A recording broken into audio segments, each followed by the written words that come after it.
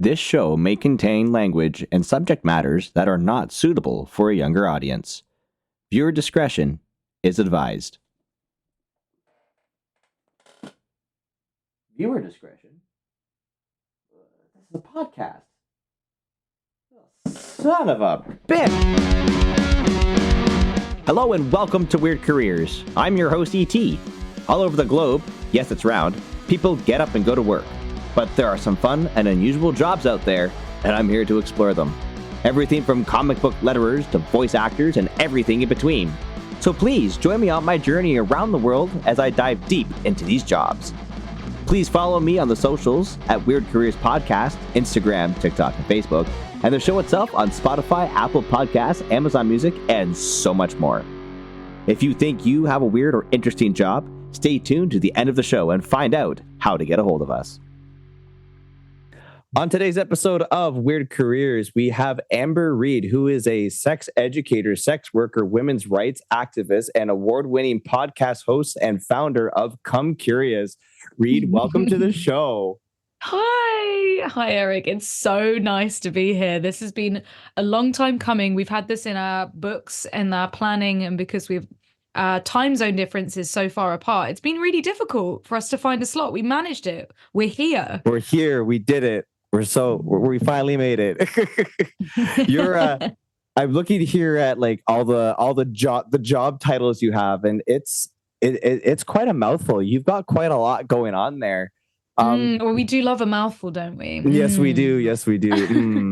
Yes, we do. But before we get into that lovely mouthful, tell us a little bit about yourself. Who is Reed outside of work? So yeah, I am Reed. I know my first name is a bit confusing, but it's the name that my parents gave me. Outside of work, wow, my whole life is so based around work. It's really hard to define who I am that isn't a part of my work. I pushed myself into a career, or worked myself into a career that felt so totally accepting of my identity and who I was. And if I don't like something, I don't do it. And if I do like something, I do. And I managed to make that into actually something that pays me money, which is nice. You know, we like to pay the bills now and again. Yeah. I suppose the best way to describe who I am and my identity is revolving around sex and destigmatizing and taboo and pushing the boundaries. And of course, that rolls neatly into my sex work, me being an OnlyFans creator, a sex content creator, as well as a sex educator online and a panelist, a presenter. I love doing stuff in person. And of course, a host on our podcast, Come Curious, which is all about those and above, along with my beautiful, beautiful friend who lives out in LA. Yeah, we just bounce off of each other and talk about wild sex things. Oh, we love Florence. We do. How is she? How is she doing? She's doing really good. So she's on a break at the moment. She is out on a month-long road trip with her dad. Ooh. And doing all of the rehealing and the family bonding that she felt like she hadn't had before. So this is really big for her. Good so for her. The podcast has been on like a little bit of a break. Although not that you guys would know, because we still put out an episode every single Thursday, and I've been working alongside our producer Em to create episodes. So yeah, I can't wait for her to come back. But yeah, it's very, very well needed for her. Mm-hmm. Looking at your podcast, let's break down an episode. Let's kind of take a look behind the curtain as like what an episode looks like from planning to release date. What does a show look like for you? So a show looks like, for me, again, very grateful. We've created a setup where I can just come on and be my true, authentic podcast self. And that has also come with a barrage of, working out, setting up, planning. A lot of that now is done by our amazing producer, Em, and she gets our brain. She knows what topics to work, what we're going to talk about with what guest. I think it's my neurodivergency, the ADHD spectrum vibes. If I have a script in front of me, it doesn't work for me. I end up messing myself up. It's the same with if you were to send me or you did send me all of the questions and everything for the podcast episode. I choose not to look at those because I end up overthinking those. Oh, So okay, that makes sense. for some people, they love knowing what's coming and they love that format. But for me, I like a really loose format. I like to know maybe a broad subject of what I'm talking about. And for our podcast, we hop on and Florence and I give a little sex update, what we're doing in our sex lives at the moment, keeping it very current. Most of the time, I'm talking about, oh yeah, I went to a sex party at the weekend. I ended up getting fucked by two guys and ate some pussy from some girls and Nice. had like this really amazing time. Or it would be like, wow, my boyfriend and I, we learned this new thing. Very And nice, this has yes. really blown our mind. Like this, I can't stop thinking about. Recently in the news, it has come out that they did a study around men and men's aggression around sniffing and smelling women's tears. And they found out, Interesting. it's blowing my mind. They found out that the men who sniffed women's tears, not the saline solution that they also provided, women's tears specifically calmed their aggression down by up to 50%. That is How fascinating. That's wild is mind-blowing. that? Wow. Yeah. So fascinating. And of course, I have a huge tears and crying kink, and I love CNC, and my boyfriend does too. So playing that part and using tears to be almost a part of our sex lives, but also really recognizing that it helps our talking process and our recovery process. Of course, not using tears to manipulate our partners because No, no, it's no, no, no, no, no. very easy to fall into that process, especially for me who has diagnosed cluster B personality traits, which is a bunch of personality disorders. So yeah, just being very aware that is just incredible that we have evolved into men sniffing the hormones and the scents from women's tears to chill out. I've gone off on a tangent, so you might need to That's bring me back okay. into the room. It's all good. We were talking about what like creating one episode looks like for you. So Oh yes, yeah. we're talking about your sex life updates, and that's wonderful. I love that. I as a listener to your show, I've been an avid listener to your show for what year is this now? 2024. So you. I'd say about 6 years now I've been listening to your show. Wow. And I feel like I've grown to know you over the course of the last few years. And it's lovely when, now sitting here with you, I'm talking to the same person I listened to in a show, and it's lovely. It's absolutely wonderful. That must be so wild. I was going to actually ask you if you've been listening for that long, because I've gone through a bit of a mental health dip and I feel like I'm coming out the other side of it. Can you hear on the podcasts when Florence and I are not having the best time and we're feeling really low, and you hear us come out the other side? A little bit, yeah. You can kind of just hear it in your voice. You're just not as peppy as you normally are. Yeah. And that's okay because like you got shit going on, and sometimes you can't just leave shit at the door, and you got to kind of turn off a little bit there, to be in front of a microphone. You have to.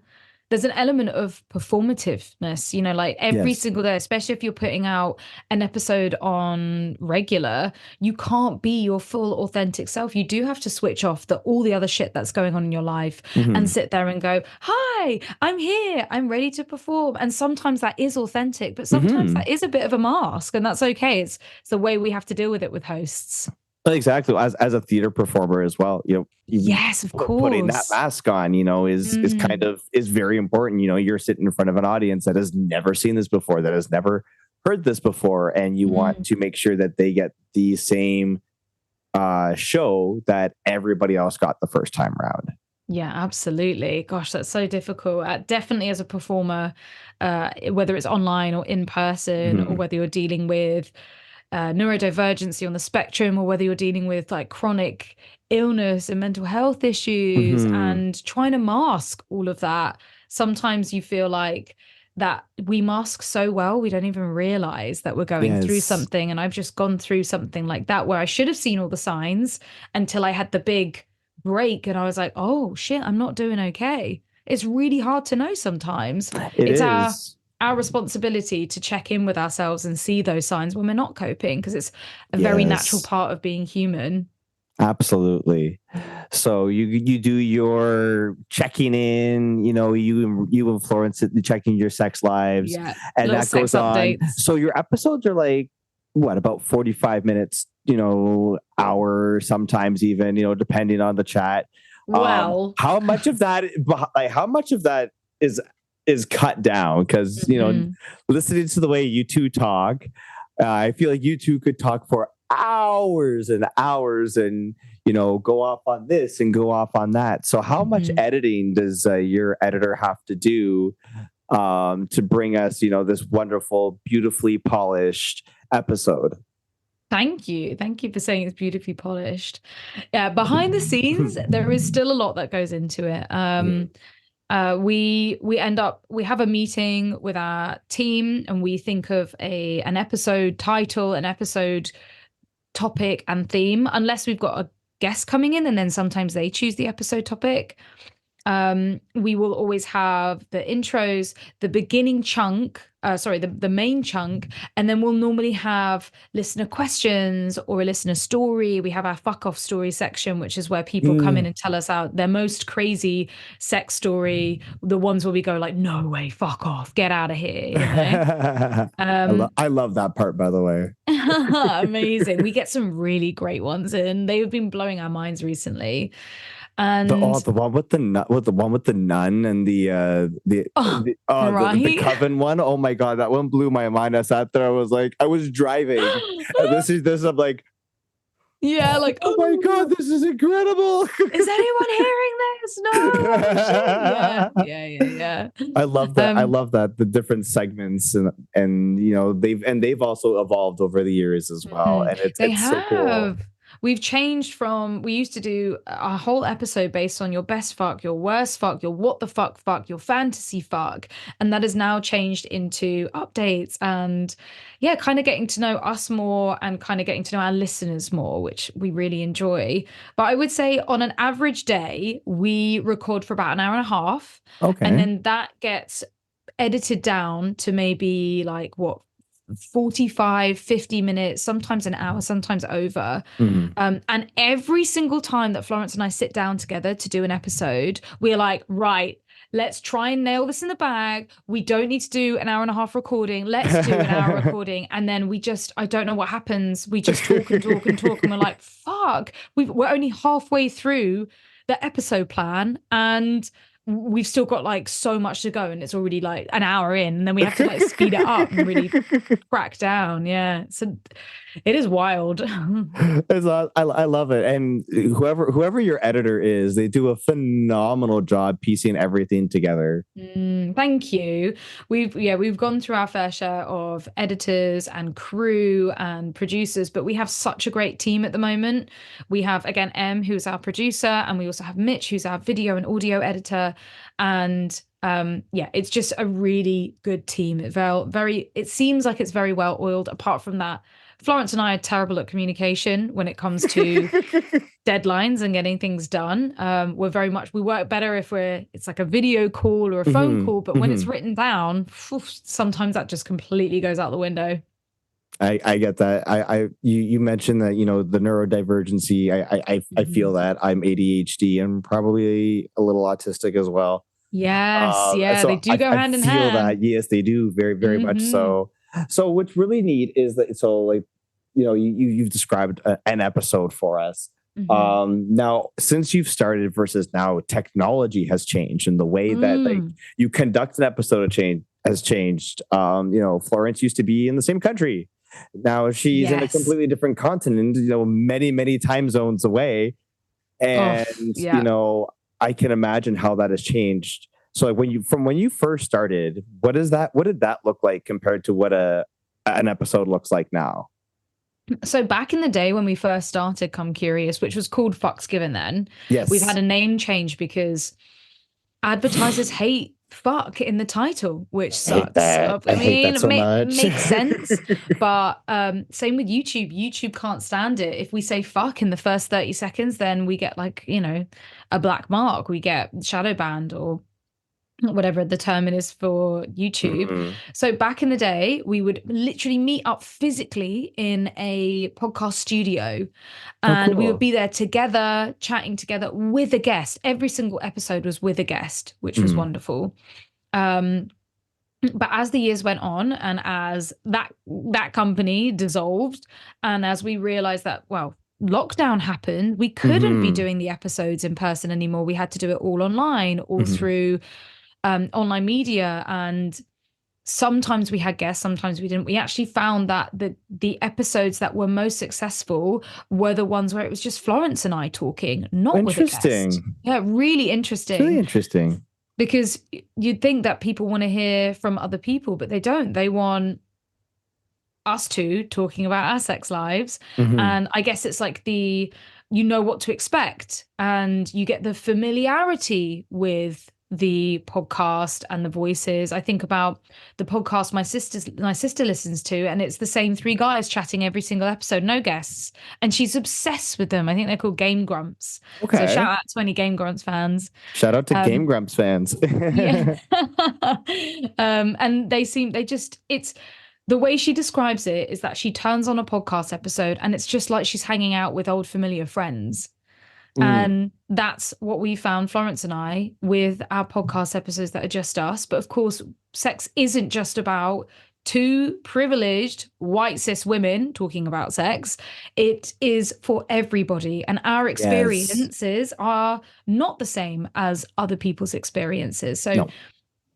we wanted to make sure that we got a very like wide and inclusive version of what sex is, because our audience needs to learn that. It's important to learn that stuff. So yeah, it's changed from that all the way to Florence moving to LA and us meeting online at 2 p.m. on a Thursday. Now it is me meeting at 4 p.m., which is her 8 a.m., Oof. and trying to get a podcast done, which yeah, it does come with its complications. But luckily, I'm an evening person and Florence is a morning person. So it's Woohoo! worked out. Thank goodness. Because LA and the UK is like 11 hours difference. Would be fucked Holy crap. otherwise. Yeah. Wow. Yeah, wild. Mm. That's fucked. Yeah. I mean, it's not as fucked as Australia. It could be a lot worse. Oh, oof, oof, oof. Yeah. That would not be fun. So you talked about that. You looked at the technicality of the show and whatnot. Now, how it's hard to talk about again. Looking at your all these titles, it's hard to not to talk about one without talking about the other. Yes. And everything kind of stems. You're looking at your podcast. Everything kind of stems down to that. So how did that get started? Where did this idea come from? And how did that blossom? So specifically about Come Curious and the podcast, I was working on a porn set in the middle of London. I was filming pornography. It was actually a really fucking dodgy porn set. I would not recommend. It was not great, but when you're young, you just don't even know any better. And met Florence working on this porn set as well. And she needed a place to live and I needed a housemate. So we ended up moving in together. And all we did night after night was talk about sex. It opened up about sex, enjoyed each other about sex, spoke about everything, not just fun sexual things, but also hang-ups that we had, worries that we had, embarrassing stories that we had about like me shitting on an ex's cock because we tried anal, talking about things like that I'd never told anyone, that I'd never opened up about, like nipple hair or what to do with discharge when somebody's fingering you, like all of this kind of stuff. And speaking to Florence about it really helped ease my worries and ease her worries. And we related so much about sex. We were like, hey, like I have a degree in TV and film. She has a degree in TV and film. Why don't we film it and put it up online? And when we started doing that, the views racked up and the messages racked up. And we realized there was such a demand for this kind of chat that we'd never seen before, that was really helpful for a lot of people. And literally from there, from the YouTube channel, which is almost 9 years old. Wow. Wild, right? Wild. That's crazy. We ended up making awards in the background. Holy, look at those. So Yeah, we've got a Webby nominee. We've got the 100,000 YouTube passing. I Woo! wish I could show you the Sex and Relationships Creative Blogger of the Year, but that's a glass award that I actually last time I saw Florence, which was a couple of months ago, I actually brought it to her and was like, "You need to remind yourself how badass you are. Have Yeah. the award." Because Oh, yeah, what a she great went through a friend. pretty she A went good through a friend. pretty rough breakup, and I was Mm. like, "Babe, you're fucking so much worth, like you're way worthy than this Hmm. loser, you know, like here is the award, remind yourself." um so yeah, that was kind of the YouTube channel, and then we created the podcast, and that was about, I think, 4 or 5 years ago now, and it's still going strong, which is it not easy. We have nearly collapsed so many times through the certain years of being like, we Hmm. can't do this anymore. Like, we're not earning any money. We're putting our own personal money back into the podcast, and it's horrible. We even went through a really awful court case, Oh, not last year, the year before, which crippled us, and we lost £15,000 oh my God. through this court case. So yeah, there have been many times where both of us have been like, we can't do this anymore, and I can't believe we're still riding strong, which is nice. Yay. It's amazing. You've got such We an incredible survived. podcast. Obviously, the awards go hand in hand. So you've been in, Elle, you've been in Mhm. Cosmopolitan, you've Yes. had interviews on the BBC. I'm Yes. looking at all of these things that you've done, and Mhm. it's like, yeah, you have a very successful show. What you're doing is very important to people, not just, your podcast, but going back a little further, you said you met Florence on a porn set. Yeah, How exactly. did, Yeah. how did you get into porn? Well, porn has been something I've always been not just fascinated with, but obsessed with, probably for unhealthy reasons, but also for happy, healthy reasons. Yes, yes, yes, of Um, course. I did a television production degree at university and fucking hated it. I hated it all, but I did work experience in the porn industry and nearly got kicked out of uni because they were so mortified that I was doing experience in the porn industry. And I pushed myself through, and I did job after job, and then I met Florence. And since meeting on this dodgy little porn set, we have evolved and grown into, we call ourselves educational, ethical porn directors, where we have Love that. actually created our own pornography, and we're just about to do a third film with Erica Lust and Oh, X that's Confessions. amazing. So yeah, really excited for that. So learning how not to shoot porn, to Hmm. actually being able to control our own porn set and create a family vibe and a consensual loving vibe and fair pay, which is the Yes. most important thing. Yes. That's been an incredible journey, and I couldn't have done it without Florence. It's been lovely. That's amazing. I love Mm. that. And obviously, being on these dodgy porn sets, seeing all this, Yeah. shitty porn and, hearing all of these Mhm. stories that got you into the activism. Yes, Tell us a little bit about absolutely. that journey. So I call myself a sex worker activist or sex worker. I mean, I'm at the forefront of the protests trying to gain rights for us sex workers. And sex work is the umbrella term for any services, any sexual services that are there for money or goods. So anyone from selling your feet pictures online to webcamming to full service sex work to being on the streets to having an OnlyFans account, that's considered sex work. A lot of sex workers don't like the term prostitute because therefore it has an element of crime involved. And of course, in the UK, Mhm. sex work is legal. In many countries, sex work is legal. So yeah, we don't love the term prostitute. There's a lot of like nasty malice Yeah. behind that term. Yeah. But yeah, just trying to change the laws and trying to gain more acknowledgement and awareness for what a sex worker actually is and what we do. We do get muddled and muddied with sex trafficking, which is a horrible, nasty place, which is Yes, it is. also, it ends up turning a lot of people away from sex work and thinking, oh, I don't want to get involved with the sex worker because I don't want to end up paying cheap for some poor girl that's come over from another country that doesn't want to do what she does. That is a part of trafficking, but that isn't sex work. Sex work is a choice. Trafficking has no choice. Trafficking is illegal, no choice. Exactly.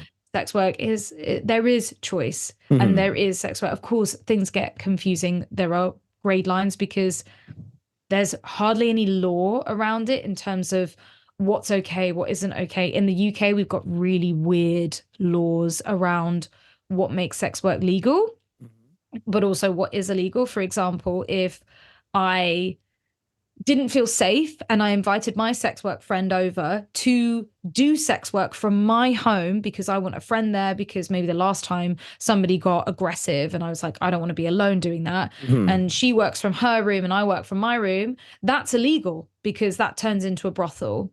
And therefore, somebody can get aggressive with us Mhm. and say, go on then, call the police. And then we could get arrested because we've created this brothel, Oh, and he Jesus. could get away scot-free. So That's again, very, ridiculous. very confusing laws in the UK around what is acceptable, what isn't. It's really hard for us to go to the police and report anything. And we are against trafficking and coercion and pimps. But the way that the law is formed is that if we see something that's not okay, it's still scary for us to report anything because we might also be a target. Exactly. That's so ugh. It's really fucked up. It's cringy. It just Mm. makes you sit there and you go, but what the fuck? Mm-hmm. Like, where's the safety in that? There's nothing. There's no safety net there for these people, and it's sad, and it's just Mm-hmm. it just makes the hairs on the back of your neck go up, and just gives you this oof. Yeah. And It's not right. we're pretty good in the UK, when it comes to Yes. sex work. We're good compared to the rest of the world, Yes. where you have people literally fighting for their lives Yep. and trying to just earn a living and trying to do what they do. And lots of people, it's so easy for people to turn around and say, well, don't do sex work. To Right. tell somebody to turn around to them and say, oh, don't do the job that you're doing, that you have the skills in, that you love, that Yeah. you enjoy, Mhm. find something else. That's such a reductive way of thinking about it. Absolutely. I love sex work. I enjoy sex work. Sex work gives me life. It gives me autonomy. It Mhm. lets me choose what I do with who I do it with. And I ended up having the most worst experiences working for another company under Mhm. another boss, also being pushed out of my comfort zone, being thrown with responsibilities, being underpaid and undercut and underappreciated. And hating my job and hating myself and falling into depression and anxiety, to the comparison, which is I am my own boss and I choose what I do and when I do it. And I love my job. I so fully love my job. And my job isn't just about earning money. It's about people, and it's about understanding what people are like and what they enjoy, and being their therapist and being there for them, and companionship. And I think a lot of people don't really see that side of sex work. And I wish people did more, because Yes, I agree. I can tell you from personal experience, yeah. because over the last 3 years, I've been trying to figure out my identity, and it's taken a long time. I've recently come So out tough. as pansexual polyamorous, and Yay! that's finally what I've landed on. Oh my God, that's And amazing. Congratulations. thank That's you so beautiful. much. And it's taken a long time, and admittedly, your show has Mhm. really helped me through that transition and through figuring that out. Listening to your poly experiences, the Thank guests that you you. have brought on. I don't know if I at least, well, I know that it would have been a very different way of me to discover this if your Mm. show wasn't there. So I'm Oh, very grateful for your show thank you. personally. So at least know that your show is having an impact on at least one person. Um, Yes. but I mean, you have 124,000 followers on Instagram. And Yes. so that Mhm. shows a lot of positive impact. You're doing what you're doing in the world and in the community is very admirable and commendable. And it's so great to see somebody actually fighting for the real things. Thank And you. not just, oh, let's put up these, firewalls, let's put up all these extra safe things. It's like, yeah, but that also prevents people from doing their job. But people like you actually doing their job. I watched that interview with that you talked online, not online. I can't remember trying to remember. I literally just watched it the other day. I'm trying to remember what interview it was, but you were talking about, internet safeties, and the guy just went off on you, and I kind of just wanted to slap him in the dick. Jeremy Kyle, bro. What an asshole. Yeah. So I grew up with Jeremy Kyle being that sort of what's his name? You have it over in the US, and it's like the talk show where they berate real life people and real life stories. Jerry Springer. He was the UK version of Jerry Springer. Yes. I grew up with this guy. Yes. And you know what? I've actually forgiven him after doing that show, because I used to hate him and hate what he stood for, even though apparently, he's had a history of working and using sex workers, which is really interesting. And going on that show, he was actually really lovely. He was really lovely to be there. And the whole point was he is creating entertainment. He is, and this has really helped me to care less about some of the cunts. Oh, sorry, is cunt okay? The cunt is perfectly okay. Yeah, we love cunt. Okay, we love cunt. We love cunt. Yes. Some of the cunts that are online, because meeting him made me realize that he plays a character just like I do, just like you do. Yes. On this show, he is there to entertain and to work people up and to enthrall. And anytime the camera was on, he would go rah rah rah rah rah, and then as soon as the camera was off, he was like wink at me and be like, "Oh, that was really good." And I'm like, "Oh, that's interesting." Okay, like a whole new side of this, and it made me respect him more, to the fact that he's even potentially going against his own thoughts and values for TV. I don't agree with it, but it's a form of entertainment. And that, really helped me get through dealing with him and something like that, because it's scary. It's scary, this big huge TV person berating you for being a sex worker and telling you that you don't know anything because you don't have kids and you don't understand the real world, and you're just like, wow, well, fuck you, like. Right, exactly.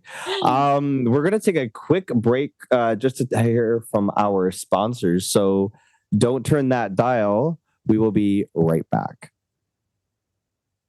Hello, I'm Reed, and you're listening to Weird Careers. I talk about being a sex worker, a sex educator, and award-winning podcast host with Eric.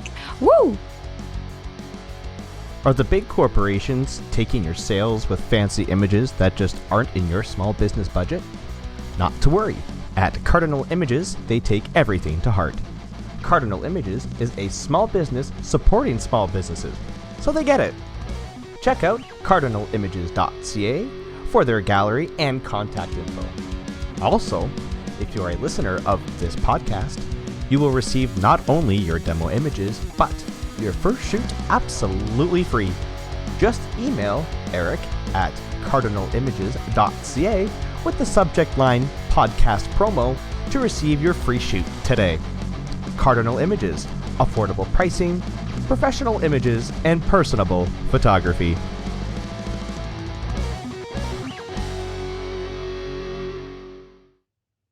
And welcome back to Weird Careers. We are here with Amber Reed, who is a sex educator, sex worker, women's rights activist, and award-winning podcast host and founder of Come Curious. Oh, what a title. I'm so honored. Thank you. I mean, that's your that's your title. It sounds so good. I mean, yes. It is good. That's because I am good. Yes. Yes. On the kind of flip side of your show, how has your show changed you? Wow, it changed me from when we started like 10 years ago. Me being what I thought was a very confident person talking about sex, involved in sex, obsessing about sex. Now I realize was a very young, misinformed girl kind of using sex for validation and using it as a protective measure. You know how some people use humor for protection? I used sex. Yes. I used sex, talking about sex, discussing sex, laughing about sex. That was the way that I found that people became my friends, and I felt like I was making people laugh. And I'd say an outrageous sex thing and people would be like, ha. I don't know whether they were actually enjoying it or whether they felt awkward as fuck.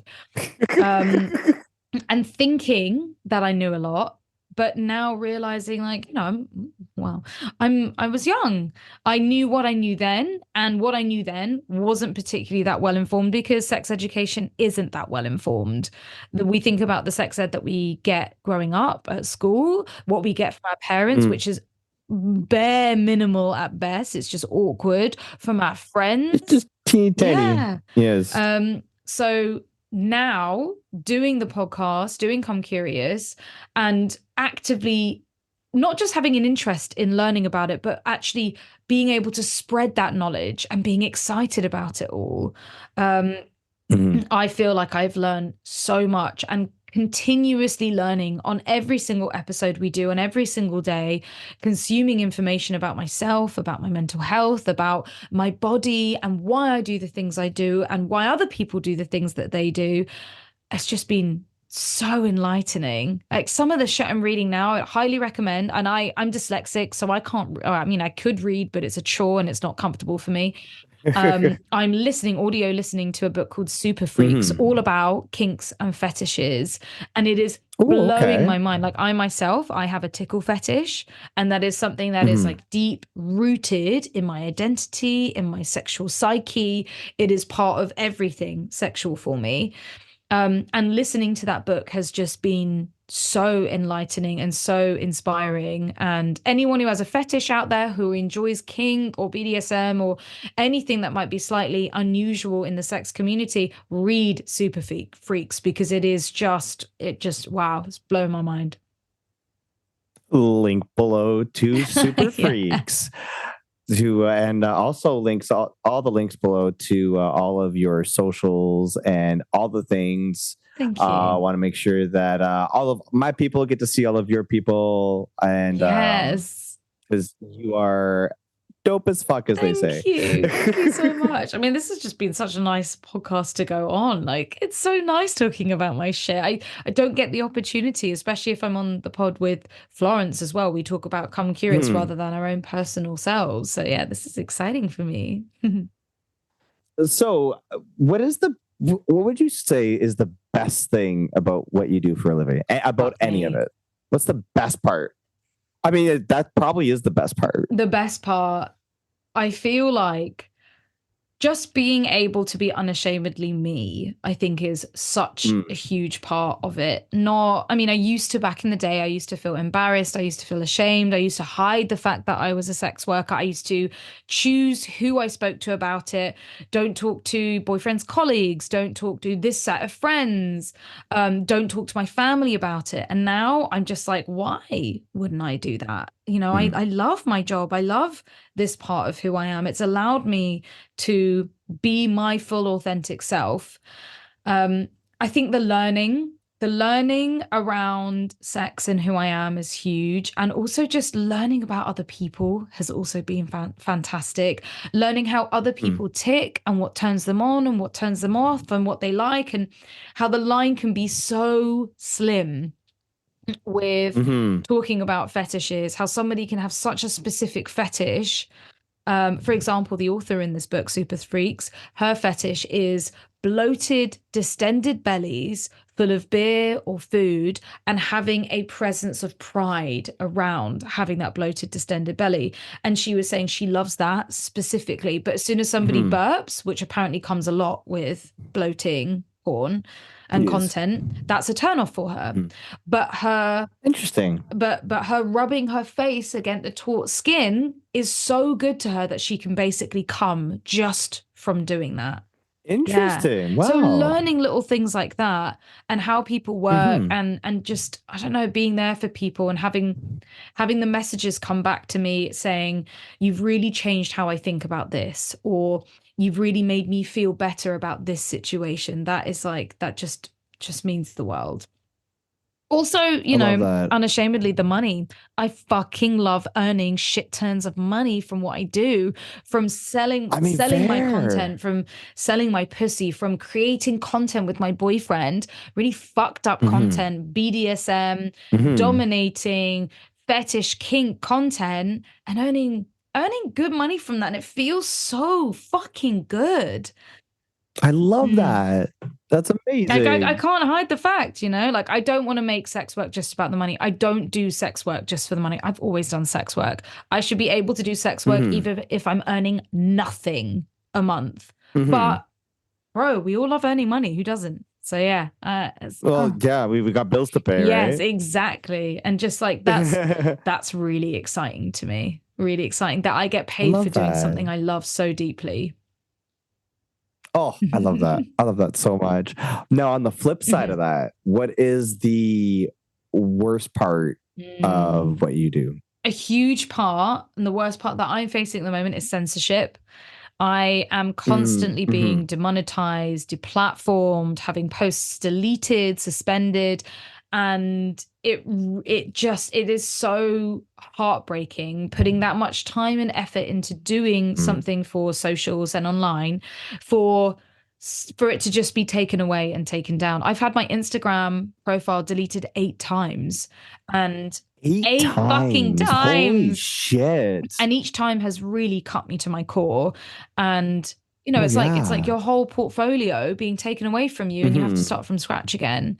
It is Oh, devastating, and especially for that's my mental heartbreaking. health, it has been a real reason of, yeah, having a bad spin, having a few bad months, not Mm-hmm. being able to earn money, not being able to cope properly.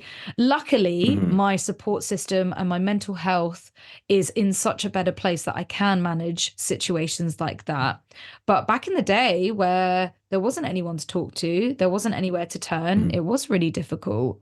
And that censorship goes even further, not just to social media. It goes to talking about my job. It goes to the parliament. It goes to the government, and just trying to get the same rights as everybody else, because of a misconception that lots of people have around sex work, and because of the way we see sex and the way we we believe that it can't just be somebody's choice, that it's not really what they want to do. It's not acceptable. It's like taboo. It's nasty. It's broken. It's like forbidden, which is part of the reason why we love it so much. That is part of the Oh, yeah, reason. exactly, right? But yeah, helping people see the other side of things is so Mhm. important to me, and helping Yes. them understand that sex work is just like any other industry. It's just the way that you Mhm. feel about sex and intimacy and emotion is not necessarily the same way that we feel about it.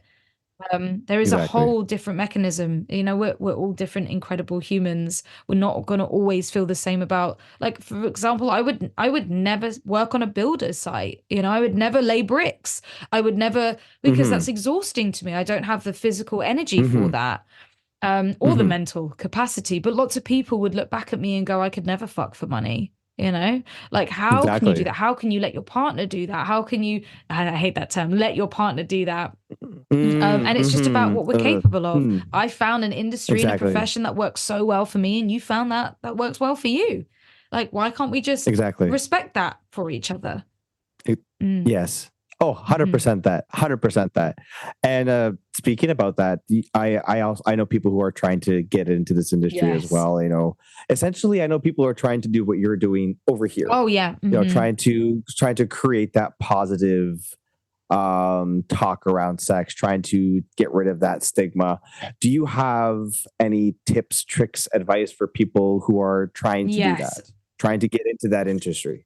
There are several. I mean, I literally could write a book on this shit. So if you are looking into getting into exploring and talking about sex online, sex educating online, which is probably the best way to start. Firstly, in your own time, you need to be doing a lot of research. You need to be listening and reading and watching content that helps educate you. I would also highly recommend speaking to a therapist on a regular basis, because not only does it help you manage your shit, but also helps you learn more Mhm. about you and therefore other people.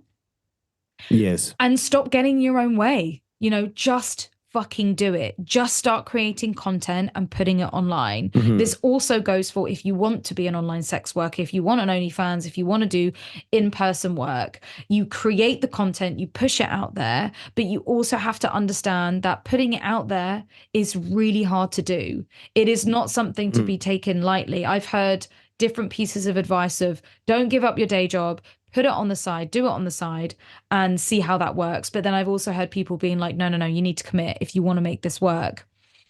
I would highly recommend never hiding your face.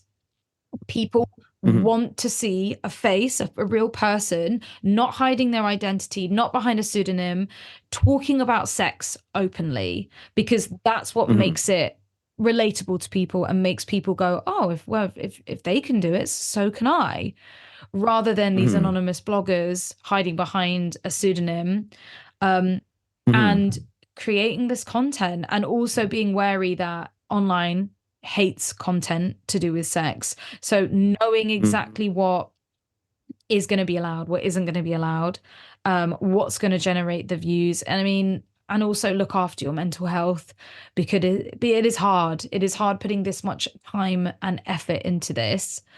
But if you enjoy it, if you love it, if it doesn't feel like work for you, then keep going, keep pushing at it, keep enjoying it for yourself, and create a community of people that help you feel good about who you are and yourself. Yes. I mean, I've been doing this for years and years, like over 10 years now. Florence and I got really lucky. Let me rephrase, not luck, hard work, lots of hard unpaid work for years and years and years, where we put stuff on YouTube, we put stuff up on social media and on our podcast, and then we got OnlyFans, and that's what made our OnlyFans accounts skyrocket, because we were talking about sex free. Oh yes, that makes sense. And years and years, basically doing all the marketing for ourselves. And then as soon as we mentioned OnlyFans, then it worked for us and we started OnlyFans. Oh, okay. But if you are just going into OnlyFans and sex work for the first time, you need to really think about it. You need to really decide whether or not you want to stay anonymous, which is hard work. It's safe, but it's hard work to do because people don't really want to see a faceless person. And you also need to be aware that somebody you don't want seeing this content will see it. And you have to almost accept that, and accept that from your side and from what you do. And it takes a while. I used to be so terrified my dad was going to see my content. Now I don't really care anymore. Now I'm like, okay, well, that's what I do. That's who I am. If you don't want to see it, that's your choice. You don't have to see it. Exactly. But exactly. I limited myself for so long because I was so scared about what other people were going to think or see. But yeah, this is it's just kind of just about doing it and doing what you enjoy and creating content that you love and that you're happy to put out, and that if God forbid it is leaked, or if somebody you don't want seeing it sees it, you're at least fucking proud of that content. Like, yeah, I look fucking hot. I love that. I look sexy. I know what the fuck I'm talking about. Like, let's go. Yeah. Love that. Oh, I love that. I love that so much. We little thing that we do here on the show with each and every one of our guests, it's always interesting to take a trip back in time. So put yourself back into like 7, 8, 9-year-old Reed. Okay, Jesus. What did she want to be when she grew up? A porn star. No. Wow. What did I want to be? I remember one of my earliest memories was drawing a picture of what did I want to be when I grew up, and it was an animal photographer, a scuba diving animal photographer, deep sea photographer. Ooh, very cool. I had a huge love of art and drama studies, so could have been an actor, actress, artist, but I went and pursued film and media studies and video production, and that was kind of what led me here. But definitely when I was younger, I wanted to do something with showing off. I know I wanted to do a show off thing. I wanted attention, I wanted validation. I mean, I still want that. I mean, who fucking doesn't? But this has come from a way healthier situation, not a first child trying to battle against my parents for their attention kind of situation. Right. Yeah. I love that. That's what a contrast in what you wanted to do and what you ended up doing. Yeah. I love Thank that. you. That's so cool. I wanted to be a magician when I was Oh my 7 God, years old. I think I wanted to be stop. I love. My parents have photos somewhere of me doing like a little magic show, in like my pajamas on like my birthday or something. Yeah. I have vivid memories of doing these little shows for my parents, and now I host a podcast. Oh, I love that so much. Oh, we're so innocent at that age, aren't we? We're just like so pure and so innocent and like, yeah, I want to take photos of fish, you know? Like I want to do magic and wow the audiences, you know? So cute. Oh, I love that. Well, I just want to say thank you so much, Reed, for coming on the show today. It has been an absolute pleasure having you on. Everybody, whoever's listening to the show today, please make sure you follow Reed on all the socials. Link below. Yes, her OnlyFans is there too. Thank you. In case you are curious. So make sure to follow Reed on all the socials. Thank you again so much for coming on today. It's been honestly, thank you so much for having me on. This has been a real pleasure and some really good questions in here, especially doing the podcast thing. And this has like really made me think. So yeah, thank you. You are doing the good work. You are spreading the knowledge. And yeah, this has been an absolute pleasure. Thank you for having me on. Hey, do you think that you've got a cool or interesting job? Maybe you do. Your 9 to 5 could be a lot more interesting than you think it could be. Or maybe your neighbors or your cousins or your best friends or your weed dealers. Okay, maybe not that last one. But if you think you've got a cool or interesting job, shoot us an email at weirdcareerspodcast@gmail.com. Liked what you heard? Make sure to give us a 5-star review wherever you're listening to us. It really helps us to get seen. Thanks for listening, and until next time, I'm E.T. Cheers.